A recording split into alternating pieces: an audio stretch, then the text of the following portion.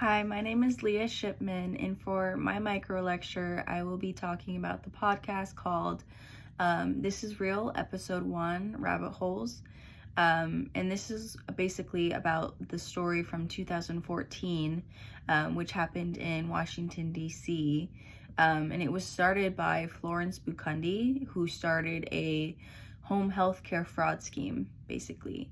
This person created a home health care company called Global Health, where in this company, they would submit false documents to Medicaid for services that did not actually happen, medical services. Additionally, there would be patient recruiters that would go to the homes of Medicaid beneficiaries in order to get their health information for money, basically. All this false information and all these the different things that people were receiving at this company helped them basically continue their fraud because they had more people to bill for to seem legitimate and basically keep everything going. The owner of this company, Florence, she was able to start this company basically because she used her married name instead of her maiden name. Her medical license was revoked nationally in the United States because of different things that she did wrong in her career, but she was able to start this company with her married name and with her husband. They hired different people, office people, to make the scene basically seem legitimate, and hired all these different people to carry out all these false services.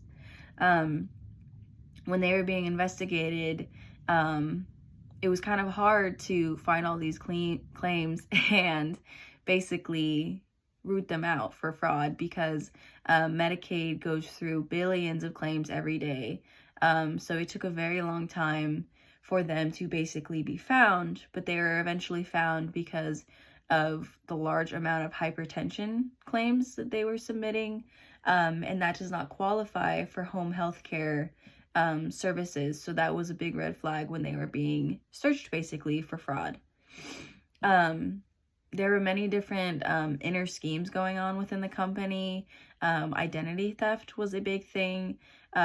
People's identities and their information would be stolen, and people would pretend to be them to keep this scheme going, just to add more names to their schemes. The different people who worked for them would do things that were not even in this schemes or anything of like their daily routine.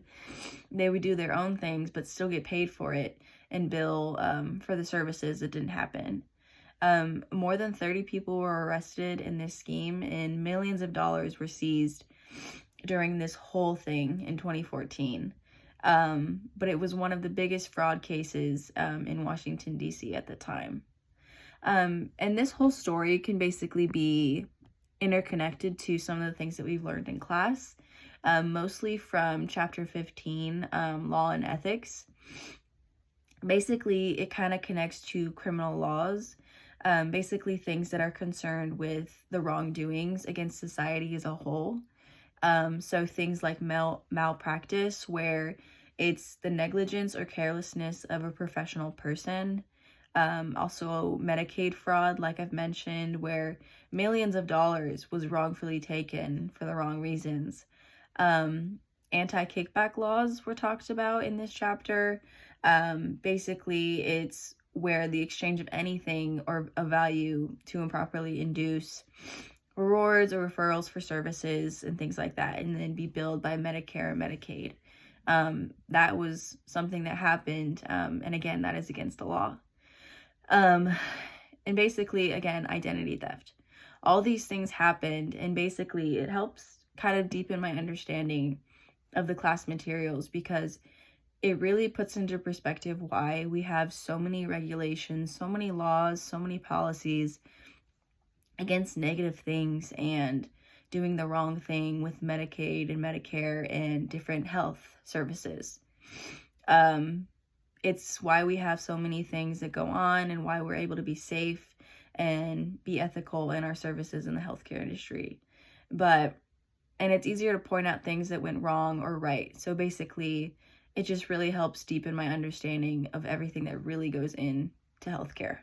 So thank you.